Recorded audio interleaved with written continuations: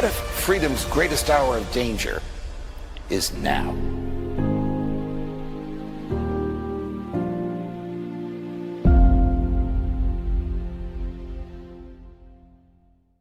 Hi, everyone. Judge Andrew Napolitano here for Judging Freedom. Today is Tuesday, March 17th, 2026. Aaron Maté joins us now. Aaron, thank you very much for your time. To the breaking news of the resignation of the senior counterterrorism official in the Trump administration, I just want to read a portion of his resignation letter. The echo chamber was used to deceive you into believing that Iran posed an imminent threat to the United States and that you should strike now. There was a clear path to a swift victory. This was a lie and is the same tactic the Israelis used to draw us into the disastrous Iraq war that cost our nation the lives of thousands of our best men and women. We cannot make this mistake again. Whoever thought we would hear something like that in writing from such a senior high-ranking official? And where is his boss, Tulsi Gabbard, on this? I pass the ball to you, my friend. Well, I'm not surprised to see this coming from Joe Kent. For people who don't know who he is a U.S. Army veteran who lost his wife, the mother of his children, in Syria to an ISIS suicide bomber. And Joe Kent, ever since then, has been very critical of the permanent war state inside Washington because he partially faults them for his late wife's murder, because it was in Syria that Trump ordered the withdrawal of U.S. troops in his first term. And what happened? Trump's order was ignored by U.S. military commanders and State Department officials. In fact, one State Department official, a senior one for Syria, bragged that essentially the officials under Trump were misleading him and basically lying to him about how many troops were there in order to keep them inside of Syria. And so given that Joe Kent has been critical of West Asian military interventions like in Syria, given that he bought into Trump's campaign pledges of no new foreign wars and Trump's criticism of previous interventions like in Iraq and Syria, it's no surprise to me that Joe Kent can't, in good conscience, go along with this act of deception. And he said that in a statement that, he believed Trump when he campaigned on no new wars and criticized regime change operations abroad. And so therefore, Trump completely betraying that at the behest of Israel was a betrayal, and Joe Kent couldn't go along with it. And now you're going to see the Israel First crowd in Washington try to throw Joe Kent under the bus. They'll come up with anything they can to discredit him. But this is, I think, a really significant event. I can't think of a resignation at this senior level in U.S. foreign policy in many years. And that includes, of course, the Biden administration, where nobody anywhere near this level of seniority resigned in protest of Joe Biden's support. So Joe Kent doing this truly is historic. Chris, can you put up what you just highlighted? It appears to be from Joe Kent's post, and it appears to be a portion of his resignation. I just want to read that again. I cannot, in good conscience, support the ongoing, the ongoing war in Iran. Listen to this. Iran posed no imminent threat to our nation, and it is clear that we started this war due to pressure from Israel and its powerful American lobby. That crystallizes the argument you and Max and everybody else on this show have been making well before the war started. You want to hear the president's response? Joe Kent's a nice guy, but he's weak. Cut number 21. Well, I read his statement. I always thought he was a nice guy, but I always thought he was weak on security, very weak on security. I didn't know him well, but I thought he seemed like a pretty nice guy. But when I read his statement, I realized that it's a good thing that he's out, because he said that Iran was not a threat. Iran was a threat. Every country realized what a threat Iran was. The question is whether or not they wanted to do something about it. They've been a threat for a long time, but they've really been a threat. If I didn't terminate Obama's horrible deal that he made, the Iran nuclear deal, you would have had a nuclear war 4 years ago.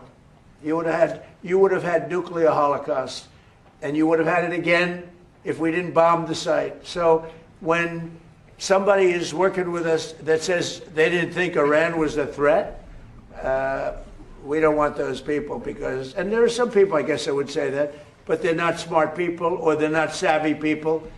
Iran was a tremendous threat. Wow, did you know that he saved us from a nuclear war 4 years ago?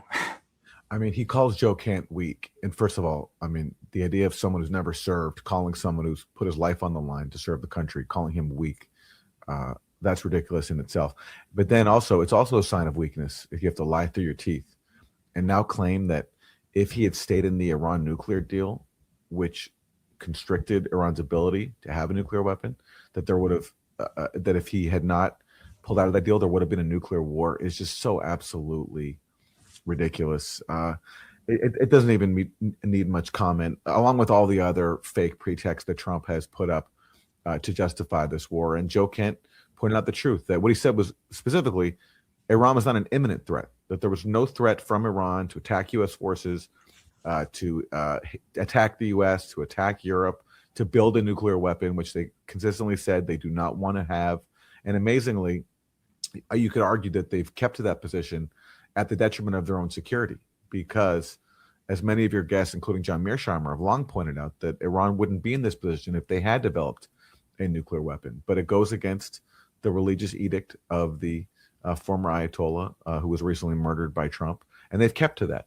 And so for Trump just to now claim that Joe Kent is weak and doesn't understand the threat from Iran, Joe Kent pointed out accurately that the only imperative driving this war was a push by Israel. It was Israel that fed Trump all the fake intelligence about Iran supposedly threatening U.S. forces. It was also Israel, by the way, that fed the U.S. the intelligence that Iran was behind a plot to assassinate him. People like Tucker Carlson and Max Blumenthal have been saying this for a long time, and the New York Times recently confirmed it, that the source for the supposed intelligence that Iran was behind a plot to assassinate Trump, it came from where else but Israel. So it's Trump, actually, I think, if you're a U.S. president doing the bidding of a foreign state and lying about it, I think that's the definition of weakness. And Joe Kent didn't want to go along with that. Chris, put that note from Trump on the board again. This is what Trump said when he nominated Joe Kent. Presidential nomination confirmed by the Senate. It is my pleasure to nominate Joe Kent as the director of the National Counterterrorism Center. As a soldier, Green Beret, and CIA officer, Joe has hunted down terrorists and criminals his entire life. Above all, Joe knows the terrible cost of terrorism, losing his wonderful wife, Shannon, a great American hero who was killed in the fight against ISIS. Joe continues to honor her legacy by staying in the fight. Joe will help us keep America safe by eradicating all terrorism from jihadists around the world to the cartels in our backyard. Congratulations, Joe. A year later, he says, he's a nice guy, didn't know him, but he's weak.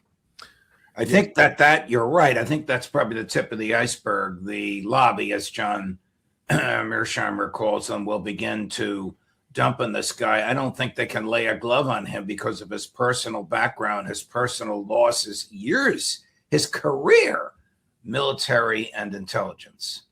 I can't think of somebody who sort of embodies the contradictions inside Trump's movement more than Joe Kent. He served in the U.S. military, unlike all these chicken hawks like Mark Levin who want to send off U.S. soldiers to die for Israel. He sacrificed. His wife was killed. And his wife was killed because of neocon policies, people who sabotaged an order to withdraw U.S. forces from Syria because neocons in Washington wanted to keep U.S. forces there to keep Syria weak, unable to access its own oil and wheat because U.S. forces were occupying the parts of Syria that contain Syria's valuable resources that can feed its people. And they wanted to deprive Syria of that because they were conducting a regime change war in Syria in order to fracture the axis of resistance against Israel. So Joe Kent, having served, having sacrificed, and having clearly opposed regime change wars, he represents the part of Trump's movement that Trump has turned his back on and has instead decided to listen to people like Lindsey Graham and Mark Levin and all these other neocons who want to sacrifice U.S. forces and many more people throughout West Asia for the cause of a greater Israel. You know, the letter says everything but naming names. It's obvious who he knows these people were who fed these lies to Trump, because he was probably in the room when the lies were fed. Now one wonders, was his boss in that room? Was Tulsi Gabbard there? Might this open floodgates of resignations from senior people? Well, listen, the fact that Tulsi Gabbard has been missing in action ever since Trump launched this war, how long can she keep this up for? How long can she stay out of the spotlight? She campaigned even far more vocally and prominently than Joe Kent did on opposing regime change wars. She went before voters on Trump's behalf during the campaign and said, if you vote for this guy, for Trump, we're not going to be in these regime change wars. When Trump killed Qasem Soleimani in his first term, she was against that, and she was very vocal in opposing any kind of regime change war in Iran. Same thing with J.D. Vance. Now, J.D. Vance has, as you've covered, has offered some mealy-mouthed excuses. He says, well, okay, Trump's different than our previous presidents. Sure, yes, he's launched a war, but he's smart, unlike our previous presidents. Oh, good Lord. What has Tulsi Gabbard done? Silence. Well, especially now that one of her top deputies has resigned in protest, how long can she keep this up for? Actually, Tulsi Gabbard did break her silence, Aaron. Are you ready for this? She posted today, not about Iran, but prayers for Susie Wiles for her breast cancer. A nice sentiment, but hardly that which you would expect from the director of national intelligence at a time like this. Especially given that this director of national intelligence has previously affirmed the U.S. intelligence consensus that Iran does not have nuclear weapons and does not want nuclear weapons, and would only develop nuclear weapons in response to unrelenting threats from the United States, which, of course, Trump ignored when he launched the first round of aggression against Iran last June. Wow. Moving to another topic, why is Trump starving the people of Cuba? Is it for Marco Rubio? Basically, yeah, the same forces that have encouraged Trump to go to war against Iran are also encouraging him to go to war against the people of the global South that live under governments that don't do our bidding. And so Trump, after his successful kidnapping of Nicolas Maduro, got the new Venezuelan government that he helped install under essentially a hostage situation to cut off oil deliveries to Cuba. He did the same thing to Mexico, threatening them. And so, yeah, Cuba's suffering as a result, which is the intention. And as we've talked about before, this policy goes back to the early 1960s, when you have State Department memos saying the goal should be cause deprivation, suffering among the Cuban people, so that support for the government collapses and the state collapses. And Trump is now saying, yeah, I want to be the guy who takes over Cuba. And making people suffer in extreme hardship is the only way for him to achieve that. And he's seemingly very proud of it. The Iranian foreign minister has very pointedly decried Trump's use of so-called negotiations as cover for the actual attacks on Iran. It happened twice, as we know. I guess it's safe to assume that his son-in-law, Jared Kushner, and his real estate partner, Steve Witkoff, were parts of that, were prominent in that deception. Trump has even started saying that he went to war because of what Jared Kushner and Steve Witkoff told him. Witkoff has been going around saying that Iran bragged to him that they were going to make 11 nuclear bombs, which is just such a complete lie. Iran has repeatedly affirmed it does not want nuclear weapons. And I think to the extent that the possibility of nuclear weapons was discussed, was basically Iran telling Kushner and Witkoff, we have this material, but we don't want to use it because we want the sanctions that you've been using to destroy our economy lifted. And Iran enriched simply to give itself leverage in response to the U.S. increasing sanctions. And also, another reason for Iran enriching is that, look, if the U.S. and Israel were going to continue down the path of rejecting all diplomacy, then it makes perfect sense that Iran would need eventually to make a nuclear weapon. So enriching at a higher level while still not being at the level for a nuclear weapon was Iran's way of saying, eventually you're going to give us no choice. And especially if you attack us with nuclear weapons, which you cannot rule out with Benjamin Netanyahu, given that He has a nuclear weapons arsenal. He's prepared to use it. He threatened to use it. Iran, if it was attacked with nuclear weapons by Israel, would need to develop a nuclear weapon as a way to save itself from any further attacks, to give itself some deterrent. So Iran was simply trying to develop some leverage because the U.S. and Israel had refused all other paths for diplomacy. And Witkoff then turns around and says that Iran is bragging about making a nuclear weapon. And Witkoff and Kushner, that camp, they've also been lying about claiming that, or I think they've been lying in saying that Abbas Araghchi, the Iranian foreign minister, has been texting them begging for negotiations.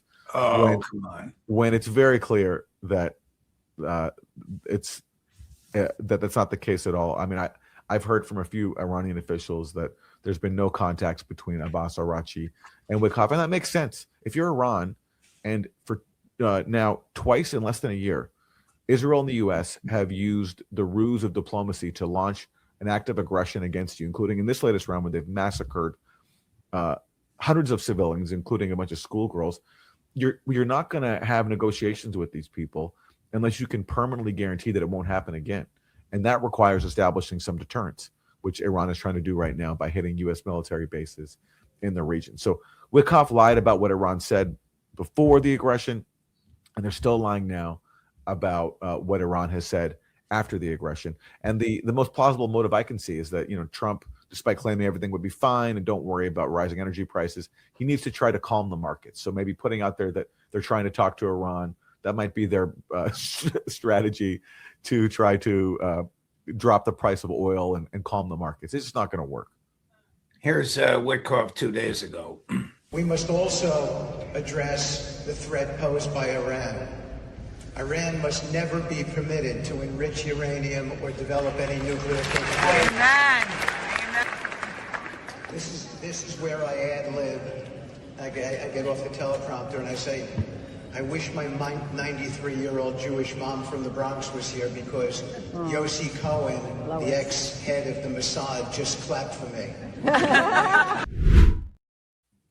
So just a correction, Judge. That was not 2 days ago. That was about a year ago. Oh, all right. I thought it was recent. Yeah, and but No the fact that here you have Trump's top envoy for diplomacy with Iran gushing and getting emotional that a former head of Mossad clapped for him. It tells you everything you need to know about this administration and its commitment to diplomacy. You're going to send a guy to go negotiate a nuclear deal with Iran who gets like verklempt when a former Israeli spy chief claps for him. That's your top negotiator. It tells you that Steve Witkoff is not working for the best interests of the U.S. or for global stability. He's working for Israel. Right. He's Israel first. If he can't even control his emotions to hide that he's touched that a former Israeli spy chief is clapping for him, and that's personally meaningful for him, it tells you where his loyalties lie, and that's why we're in the mess that we're in. And this is the guy that Trump put forward to negotiate with Iran. And he says there also that not only can Iran not have nuclear weapons, which they've repeatedly said they don't want to have, but also Iran can't enrich. Well, then he's saying that Iran can't have what it's legally entitled to. Right. The non-proliferation treaty, and he's adopting the Israel line.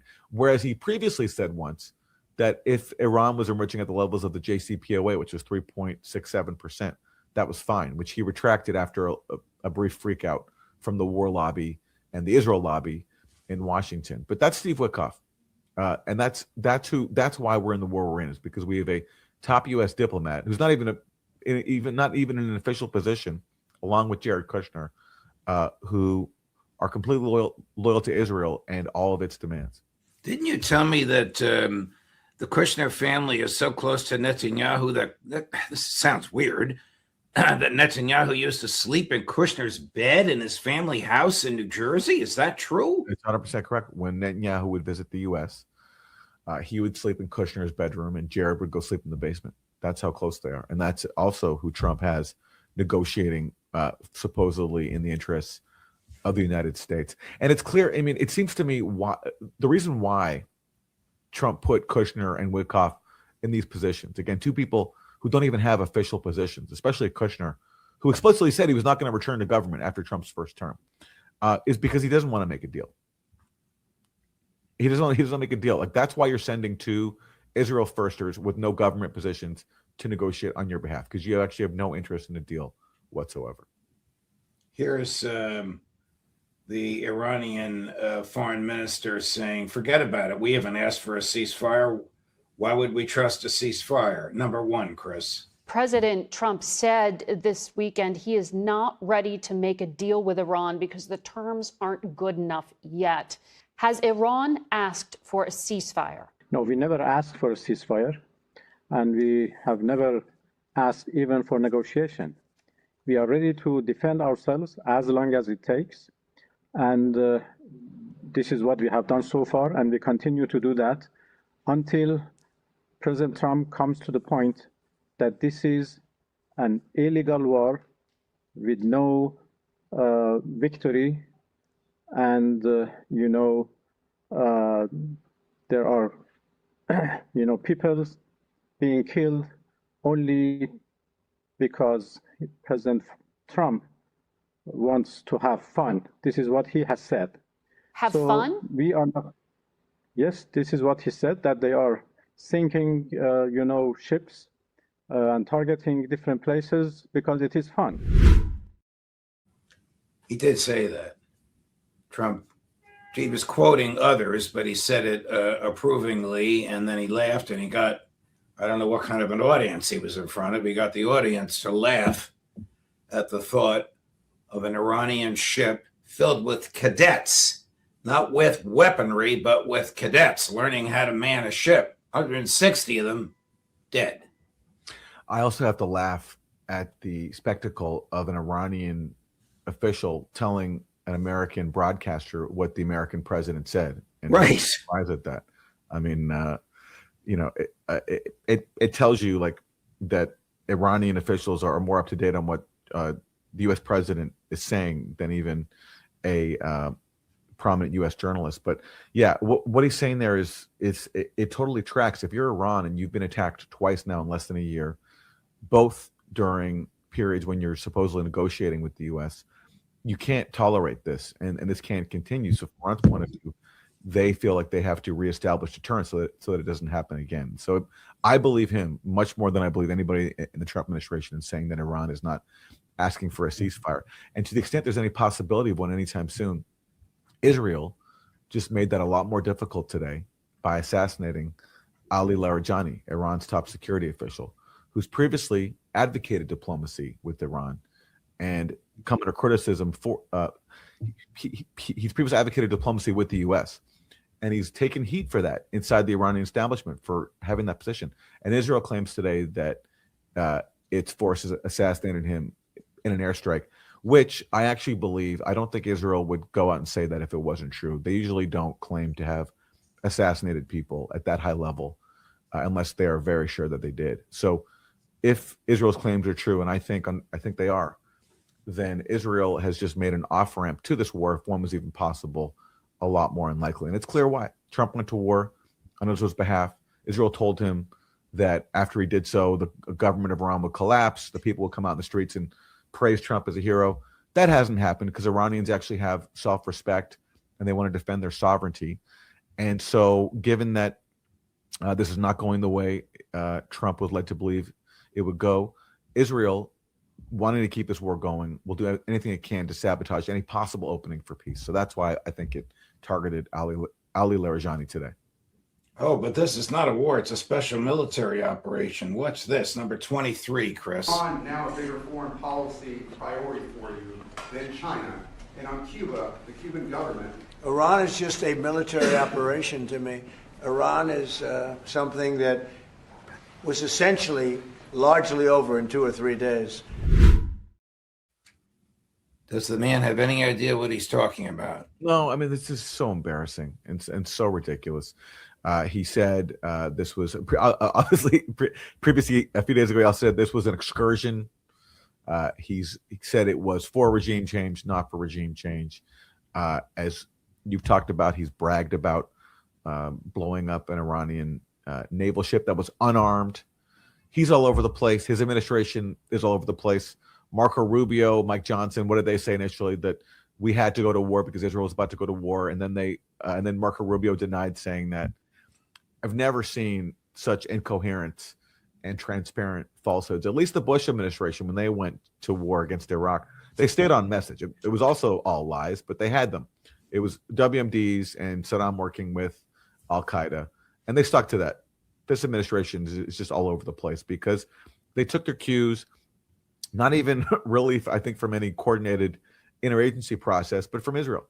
And so when you do that, you're going to put yourself in positions like this. And Trump, with a loud mouth, will occasionally blurt out the truth. So a few times the truth has gotten through. He said that actually we went to war because Iran's never been weaker. They weren't a threat. The U.S. perceived them to be weak. So therefore, this was a good opportunity for regime change. One more clip for you. The Iranian foreign minister, pretty determined, cut number 17. When we say we do not want a ceasefire, it is not because we are seeking war. It is because this time, this entire conflict must be brought to a definitive conclusion in such a way that our enemies will never even contemplate the possibility of repeating these attacks and this aggression. And I firmly believe that even up to this very moment, they have already begun to absorb a very profound and lasting lesson. Profound and lasting lesson. Yeah, and I think what you're talking about there is deterrence. That if you continue to sabotage diplomacy, pretend to engage in diplomacy, and launch these criminal acts of aggression, as the U.S. and Israel have done to Iran, which started off in this round with the murder of more than 150 children, there needs to be a lesson taught so that this can't happen again. And that is now Iran's goal. And they're doing this with their only forms of leverage, which is to, choke off the Strait of Hormuz, to deny access to countries that are part of the coalition that are attacking Iran, and force economic pain on them, as, by the way, the U.S. has been doing to Iran for decades. It's so funny for all the complaints from Trump, and he's mad at his allies for not helping him out to reopen the Strait of Hormuz. So the U.S. has the right to openly sabotage, cripple Iran's economy, as you played the clips many times. Scott Besson on down, bragging about how they've caused misery for ordinary Iranians. So the U.S. is allowed to cripple Iran's economy. When Iran, in response to an act of military aggression, tries to cut off the global economy when it comes to the energy supplies that go through its own shoreline, this is a criminal act by Iran, and it can't be tolerated.